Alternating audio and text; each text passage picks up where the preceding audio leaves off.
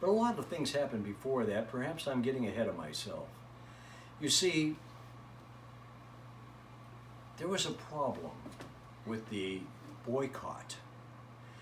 Many merchants refused to comply with it. They were Tories. They were loyalists to the crown. I should have mentioned this earlier. But there was a young man, his name was Chris Cedar.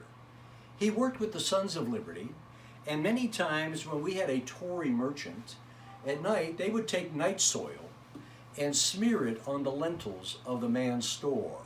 You can imagine what it smelled like.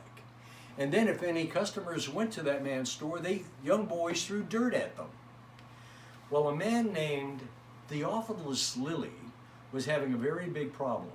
His neighbor, named Ebenezer Richardson, came to his aid, knocked a bunch of boys over. The whole crowd chased the man to his own home, broke all the windows in his home. The man went to his second floor. He was defending his family. He grabbed a gun, leaned it out there. It had swan shot in it. And he told everybody to leave. If they didn't, he would open fire. They told him to go someplace that was hotter than it is here. What happened? He ended up pulling the trigger. Bang!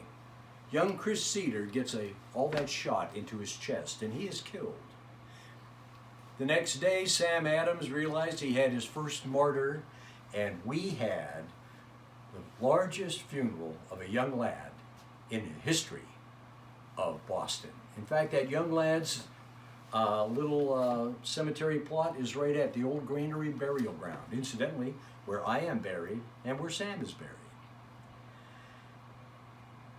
They were going to hang that man, and there was a lot of people that were very angry.